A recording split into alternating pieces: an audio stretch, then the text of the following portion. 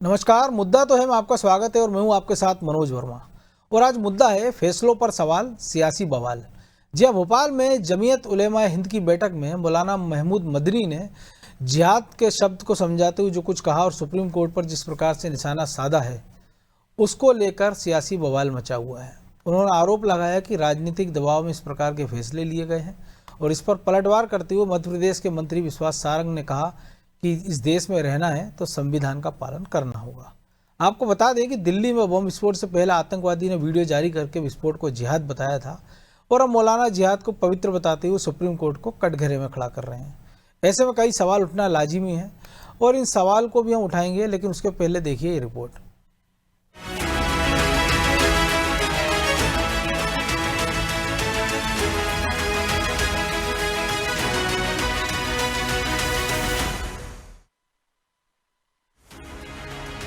जमीयत उलेमाए हिंद की governing body council की meeting में भोपाल की सरजमी पर मौलाना महमूद मदनी ने बड़ा बयान दिया है और कहा है कि जब जब जुल्म होगा तब तब जिहाद होगा।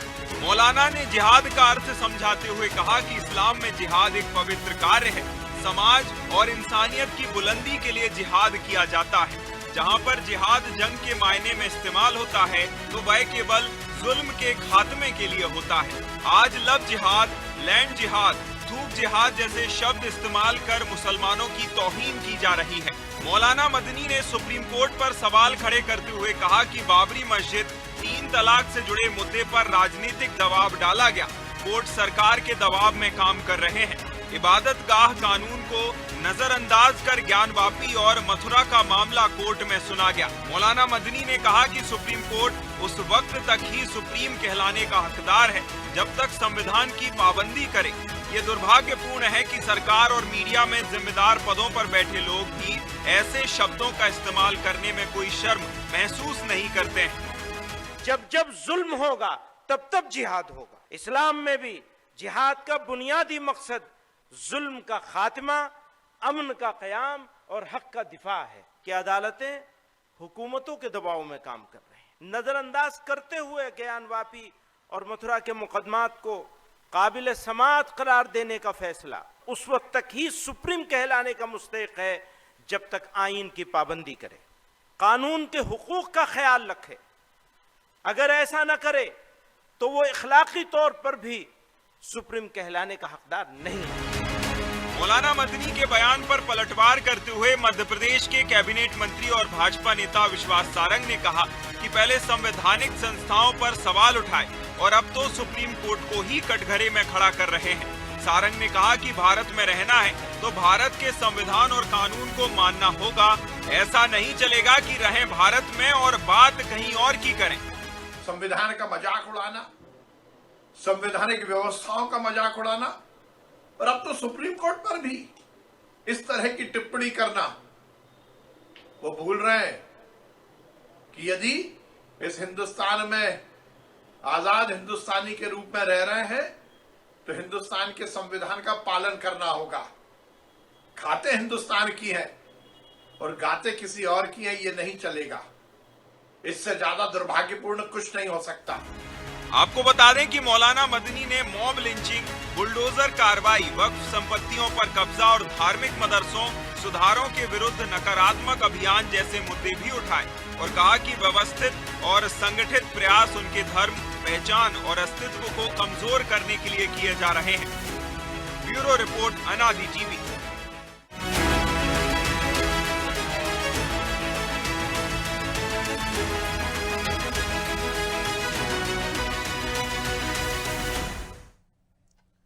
तो इस मुद्दे पर चर्चा शुरू करें, लेकिन उसके पहले वो सवाल जो जरूरी हैं। पहला सवाल, यदि जिहाद पवित्र है तो हर आतंकवादी जिहाद के नाम पर हत्या क्यों करता है? दूसरा सवाल, जिहाद शब्द की आड़ लेकर सुप्रीम कोर्ट पर निशाना साधने का मकसद क्या है?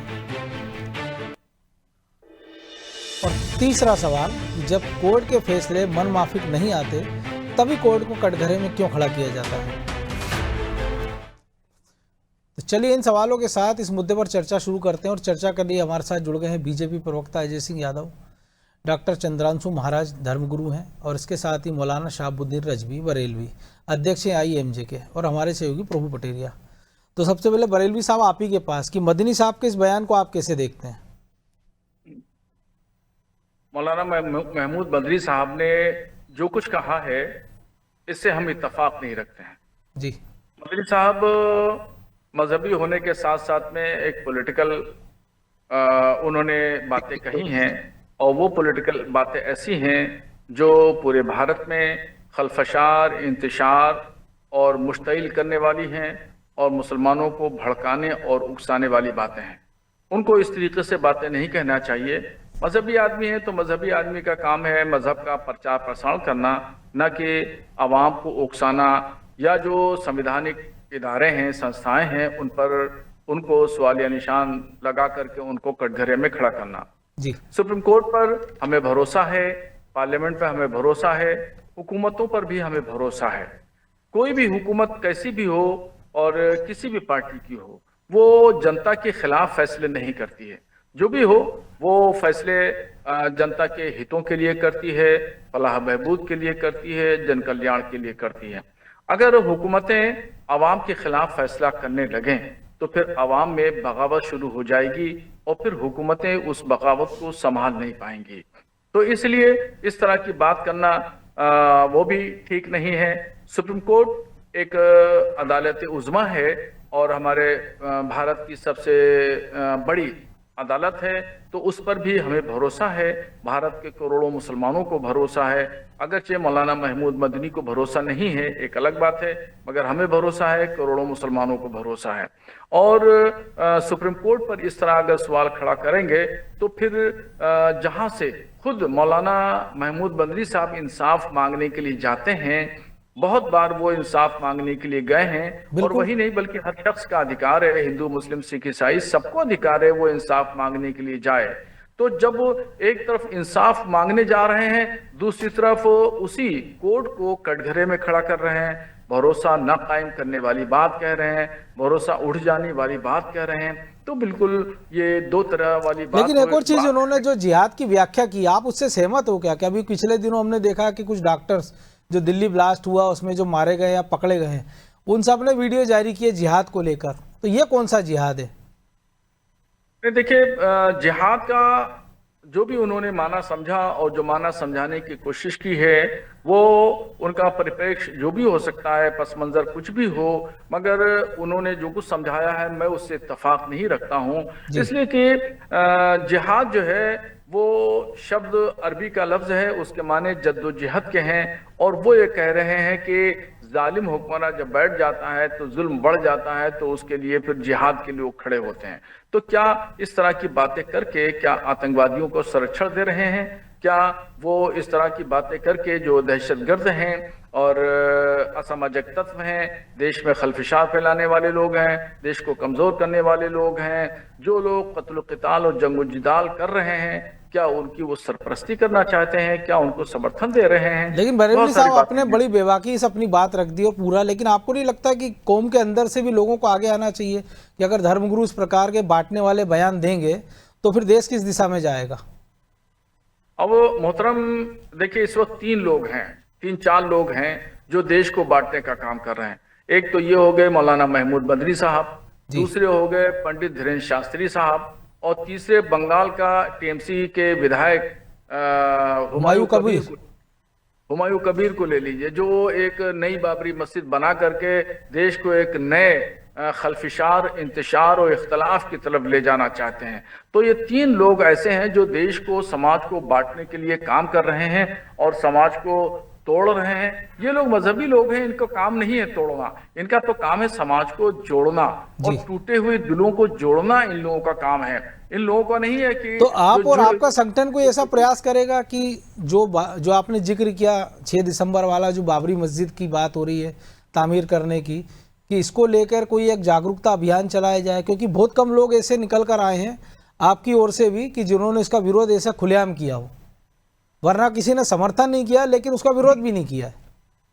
हाँ, देखिए, जो बात आप कह रहे हैं बिल्कुल ठीक बात है, मगर इस तरह के लोगों के अंदर हिम्मत और जुर्रत का होना बड़ा मुश्किल काम है।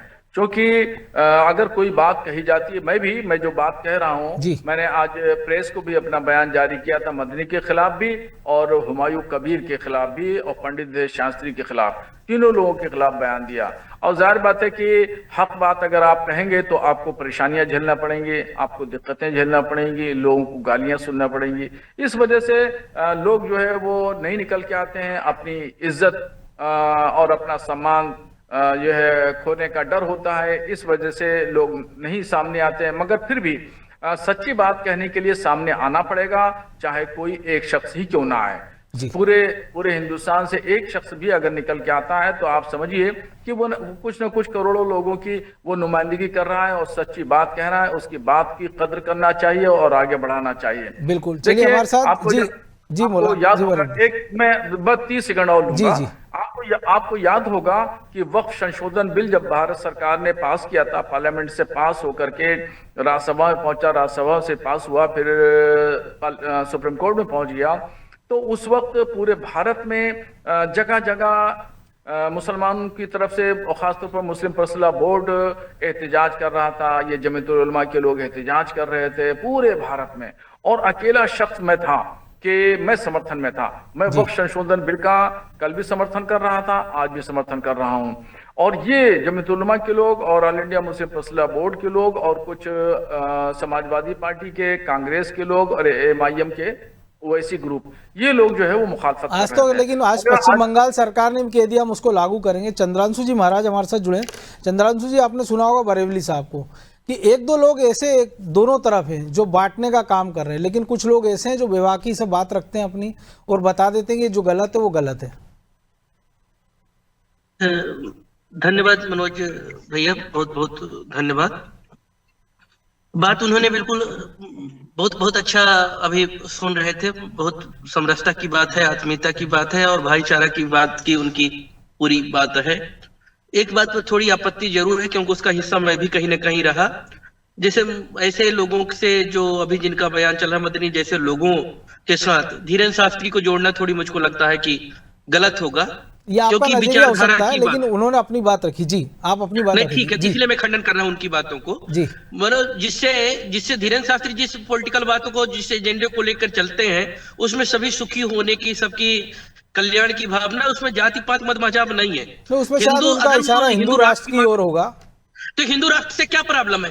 अगर हिंदू राष्ट्र से प्रॉब्लम है तो बहुत से फिर योगी जी के वक्तव्य पर किसी को दिक्कत होना चाहिए, और नहीं है तो फिर परीक्षण करवाना चाहिए। इनके मुस्लिम समाज के आपके पास भी लोग आते हैं जो इस बात को आके कहते हैं कि हमारे पूर्वज 3 पीढ़ी पहले, 4 पीढ़ी पहले हम ये ठाकुर थे कि हम ब्राह्मण परिवार पे थे। ऐसे तमाम लोग आते हैं, तो इनको DNA पर फिर उस पर भी प्रश्न उठना चाहिए। ये थोड़ा लंबा विषय हो गया, हम उस पर नहीं जाएंगे। हम इतनी सिर्फ बात कहते हैं कि हम आम विचारधारा के साथ में अगर दिग्गत है मदनी को, तो मदनी साहब को इस बात को समझना चाहिए कि अगर उसको वास्तव में कार्रवाई करने की मांग करना है तो जिनके कारण लैंड जिहाद, थूक जिहाद, मूत्र जिहाद, ऐसे कार्यों को जिन लोगों ने किया हुआ है, जिनके कारण पूरी कौम कटघरे में खड़ी हुई है, हम कहते हैं, हम इस बात को मान लेते हैं कि आतंकवाद का कोई धर्म नहीं होता, पर आतंकवादी ज्यादा मुस्लिम समाज से आते हैं तो क्यों आते हैं, इस पर मदनी को विचार करना चाहिए और मदनी को विचार करके फिर उस पर कार्रवाई करना चाहिए। अब ये ऐसा हो रहा है कि चेहरे में अगर दाग है तो चेहरे की दाग न धो करके शीशा तोड़ने के लिए लोग चल रहे हैं,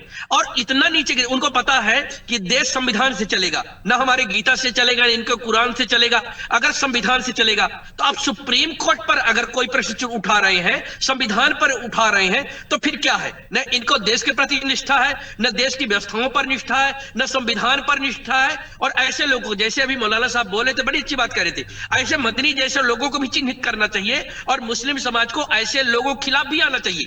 मैं अगर धीरेन्द्र शास्त्री का कोई वक्तव्य राष्ट्रहित से हट करके अगर जातिवाद को एक बढ़ावा दे करके अगर उसमें मुस्लिमों का अहित छुप जाए या अहित होना शुरू हो जाए तो हम बाकायदा उनका खंडन करेंगे, उसके किनारे उनके खिलाफ चले जाएंगे। बिल्कुल, बहुत अच्छी बात की आपने। लेकिन अजय जी, जब आपको भी लग रहा है सुप्रीम कोर्ट को निशाना बना रहे और आपके मंत्री बयान दे रहे सीधे सीधे, तो बेहतर होता फिर FIR करा दीजिए। अगर सब संविधान के खिलाफ है, अगर इसको धमकी आप मान रहे हैं तो बयानबाजी क्यों कर रहे हैं? क्योंकि बरेलवी साहब ने अपनी बड़ी दोतों को अपनी तरफ ने नजरिया दे दिया है, चंद्रांशु जी ने बता दिया है, तो आप तो सक्षम हो, सरकार आपकी है। देखिए मनोज जी, जिस तरह से मौलाना मदनी जी का बयान है, ये घोर आपत्तिजनक और निंदनीय तो है ही, लेकिन ये पूरी तरह राजनीतिक बयान है। ये केवल और केवल समाज में बंटवारे की राजनीति, तुष्टीकरण की राजनीति के लिए दिया हुआ बयान है, ताकि किसी तरह से इस बंटवारे की राजनीति का कुछ लोगों को लाभ मिल सके। आपके हमारे इस चैनल पर भी हम चर्चा में बैठे हैं तो कांग्रेस का कोई प्रतिनिधि दिखाई नहीं दे रहा है, क्योंकि ऐसे बयानों से कांग्रेस पार्टी पीछे हटती है, कभी निंदा नहीं करना चाहती है। तो ये उसी तुष्टीकरण की राजनीति के तहत दिलवाए हुए बयान है। अरे आप इस देश में आतंकी घटनाओं करने वालों का बचाव करें, देश में जिहाद के नाम पर देश की समरसता के ऊपर हमला करने वालों का बचाव करें, तो इस तरह की चीजें देश में कहीं स्वीकार नहीं हो सकती हैं। जबकि भारत में तो सुप्रीम कोर्ट का वो दर्जा रहा है जहां प्रधानमंत्री तक के निर्वाचन को रद्द करने का काम कोर्ट ने किया।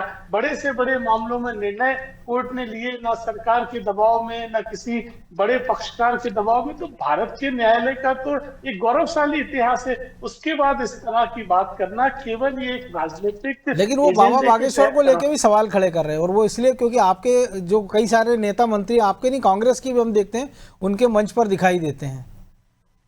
देखिए मनोज जी, बाबा बागेश्वर एक सनातन धर्म के बड़े धर्म गुरु हैं, और वो जो भी काम करते हैं वो सनातन धर्म के हिसाब से करते हैं। कोई देश विरोधी गतिविधियों में कहीं लिप्त नहीं रहे, और ना उन्होंने किसी ऐसे घटना या किसी अपराधी का बचाव किया है। तो इन दोनों चीजों को जोड़ना अन्यायपूर्ण हो जाएगा। यहाँ तो आप आतंकी घटनाओं का बचाव कर रहे हैं, आतंकियों के साथ खड़े होने की बात कर रहे हैं, और जिहाद, जो लव जिहाद, थूक जिहाद, और अभी दिल्ली में इतनी बड़ी घटना हुई, हमारे 15-16 नागरिकों की मौत होती है, तो ऐसी चीजों को बचाव करने की बात कर रहे हैं। तो इन दोनों चीजों को जोड़ा नहीं जा सकता है। दूसरी तरफ बाबा बागेश्वर केवल सनातन की बात कर रहे हैं, भाईचारे की बात कर रहे हैं, और सनातन धर्म में आपसी प्रेम हो, जाति धर्म को छोड़कर लोग एकता के साथ रहें, तो ये तो कोई गलत बात नहीं हो सकती है। लेकिन आप तो अपराध क्यों बचाव करने की बात कर रहे हैं? ये पूरी तरह राजनीतिक एजेंडा है, ताकि इस तरह के एजेंडे का राजनीतिक लाभ ले सके, और कहीं ना कहीं कांग्रेस जैसी पार्टियां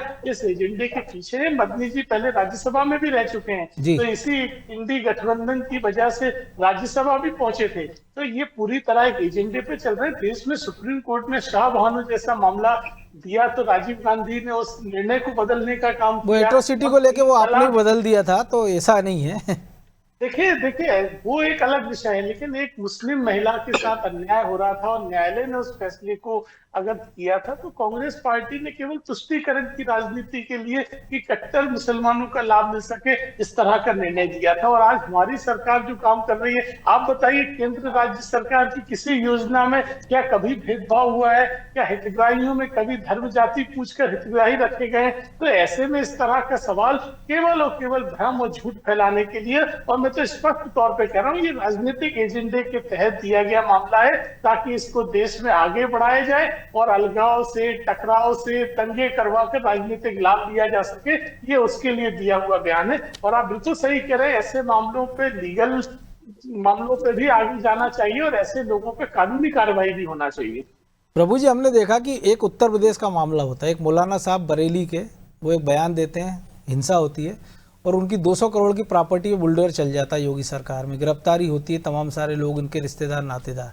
और मध्य प्रदेश में हम देख रहे हैं एक से बढ़कर एक बयान भी रहे हैं, मंत्रियों विधायकों सब बयानबाजी कर रहे हैं कि कार्रवाई होना चाहिए, एक्शन ले लेना चाहिए, अगर गलत है तो गलत है फिर।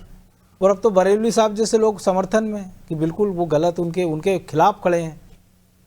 निश्चित तौर पर मनोज जी, सरकार को इसमें एक्शन लेना चाहिए, सुप्रीम कोर्ट को भी संज्ञान लेना चाहिए। सुप्रीम कोर्ट ही क्यों, कोई भी अदालत संज्ञान ले सकती है, क्योंकि सर्वोच्च अदालत की अवमानना का मामला है। यदि ये तो कोई जिला अदालत ही इनको नोटिस कर दे। बिल्कुल, सरकार के इतने सारे मंत्री हैं, आप बिल्कुल नहीं कह रहे, कोई बीजेपी नेता के खिलाफ अभी कोई बात कर दी गई हुई होती किसी के द्वारा, तो मध्य प्रदेश के हर थाने में एफआईआर कराने के लिए भी बीजेपी के लोग पहुंच चुके होते, वहां पे एफआईआर भी कई जगह दर्ज हो गई होती, वारंट कट चुके होते अभी तक तो उनके। तो ये राजनीतिक चश्मे से देखा जाता है इन मामलों को भी, क्योंकि मदनी जी बड़े कद के नेता हैं, समाज धार्मिक नेता हैं। हमने देखा अभिषेक बनर्जी खिलाफ जबलपुर में मामला दर्ज हो जाता है। बड़े कद के धार्मिक नेता हैं, वो जो बोलते हैं उसको कंट्रोवर्सी खड़ी होती है। उन्होंने भोपाल में दिया बयान, सिर्फ भोपाल को प्रभावित नहीं कर रहा है, पूरे देश दुनिया को प्रभावित करने लायक बयान है वो। इससे वोट बैंक की फसल और अच्छी मजबूत होती है, सुनहरी फसल होती है। तो इसलिए राजनीतिक दल उस बयान को बढ़ाने में लगे रहते हैं, उसको बढ़ाते चले जाएंगे ताकि उस वक्त आने पर इस फसल को काटा जा सके। जब होना ये चाहिए कि आप जैसे ही किसी भी इस तरीके की जो मामूली अपराध की घटना है उसको आप तुरंत यदि कार्रवाई कर देंगे तो बड़ा अपराध नहीं करेगा। उसी तरीके की स्थिति है कि आपने गलती उनने की है, आप उनको यदि नोटिस करें, तामील करें, उनको एहसास कराएं कि आपने गलती की है, तो मदनी जी तो क्या और कोई से भी इस तरीके जी हैं, चाहे वो हिंदू धर्म के हो या मुस्लिम धर्म के हो, ऐसे बयान किसी भी देने से धर्म को, बचेंगे। बिल्कुल जी। लेकिन होता है उस नजरिए से नहीं देखा जाता राजनीतिक दलों द्वारा। अब अजय जी कह रहे हैं कानूनी कार्रवाई होनी चाहिए, किसको करनी चाहिए? क्या कांग्रेस की सरकार आएगी तब करेगी कानूनी कार्रवाई? आपकी सरकार है, दिल्ली में है, केंद्र में है, आपकी सरकार राज्य में, संबित पात्र बयान दे रहे हैं, राष्ट्रीय प्रवक्ता। भाई आप अपने गृह मंत्रालय से कहिए कि उस पर कानूनी कार्रवाई करें। बयान देने से क्या होता है? केवल आपको टीवी पे आगे बयान देना है, भूल जाना है, कल दूसरा मुद्दा आएगा, दूसरे मुद्दे पर बयान देने चले आएंगे। चाहे कोई भी हो, बाबा बागेश्वर ने जब टोपी वाला मामला छेड़ा था तब भी उसको संज्ञान में लेना चाहिए था कि भाई किसकी बात कर रहे हैं आप, भले आप सुधार कर रहे हैं। जब आप एक देश में कानून की बात करते हैं तो फिर आप हिंदू गांव बनाने की बात कर रहे हैं, तो फिर आप किसकी बात कर रहे हैं? सामाजिक भेदभाव की बात कर रहे हैं। तो हर पक्ष के लिए कानून एक समान है, सुप्रीम कोर्ट सभी के लिए समान तरीके से निर्णय देता है। बरेलवी जी ने बहुत सही ढंग से उस चीज को भी बताया है। लेकिन इन पूरे मामलों पे राजनीतिक दलों को या जो भी सरकार है उनको कड़ी तरीके से इन मामलों को देखना चाहिए, सिर्फ बयान तक सीमित नहीं रहना चाहिए। ऐसे मामलों को तत्काल रोका जाना चाहिए, तभी ये दिल्ली का विस्फोट हुआ है। बिल्कुल मौलाना जी ने संघर्ष कहा जिहाद को, जिहाद संघर्ष ही होगा। कहीं पर उसका किसी ने उसका अर्थ जो है, किसी ऐसे मौलाना ने या किसी ने समझा दिया उसका अर्थ पवित्र जो है संघर्ष, तो उन्होंने पवित्र संघर्ष कर लिया। किसी ने कहा नहीं इस्लाम के नहीं मानने वालों के खिलाफ संघर्ष, उस बच्चे ने वो मान लिया, वो बम लेके पटक दिया इस्लाम के नाम पे।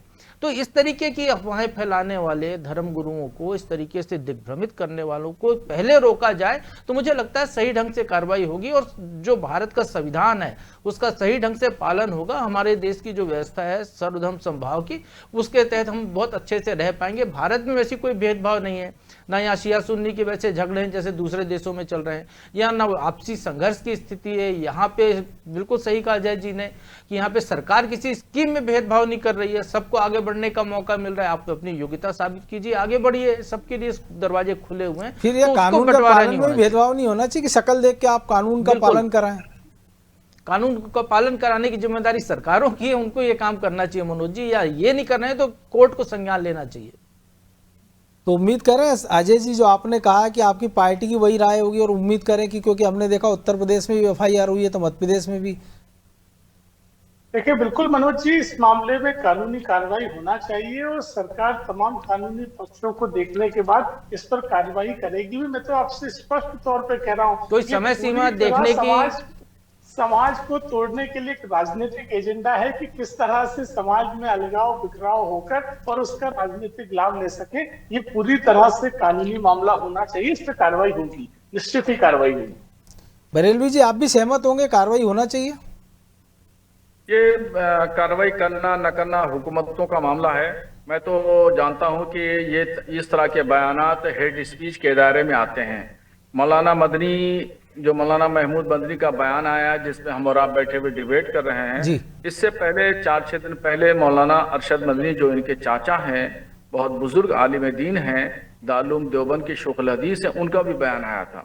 तो उन्होंने भी ये कहा था कि भारत में कोई भी मुस्लिम वाइस चांसलर नहीं है, मुसलमानों को कोई ओहदा नहीं दिया गया, और अगर कोई यूनिवर्सिटी बना लेता है तो आजम खान की तरह जेल चला जाता है।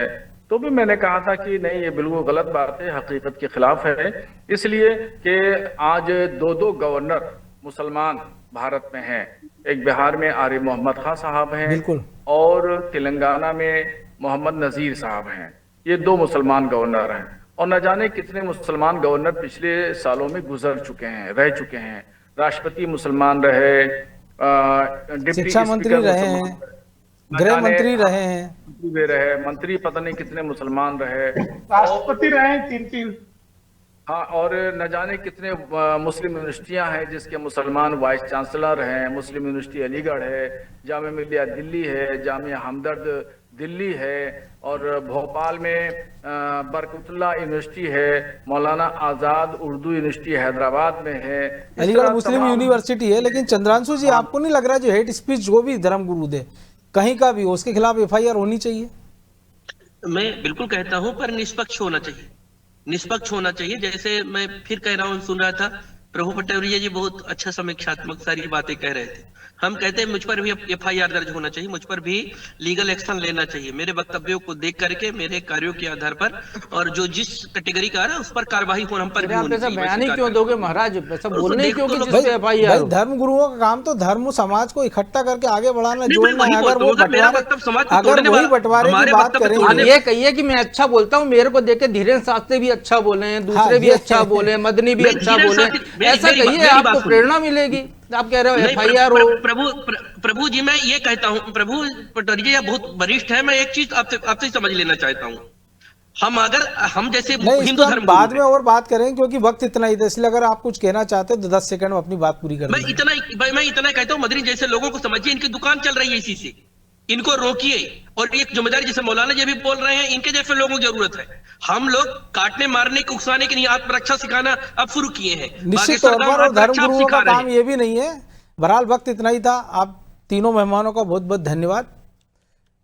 तो फैसलों पर सवाल, सियासी सवाल, सुप्रीम कोर्ट पर निशाना, और ये पहली बार नहीं है। राजनीतिक दल भी कई बार निशाना बनाते हैं, कई बार उनको लगता है कि हमारे पक्ष की बात नहीं हुई है, तो गाये बेगाये वो परोक्ष रूप से, प्रत्यक्ष रूप से आरोप लगाते रहते हैं। लेकिन अगर धर्मगुरु इस प्रकार के सवाल उठाने लगे तो उनका एक जो मैसेज है वो एक बड़े वर्ग तक जाता है, और उसको फिर अलग अलग तरीके से लोग अपने हिसाब से उसकी परिभाषा निकालते हैं, व्याख्या करते हैं, और फिर वो लंबे समय बाद वो देश के लिए भी, समाज के लिए भी संकट का कारण बनता है।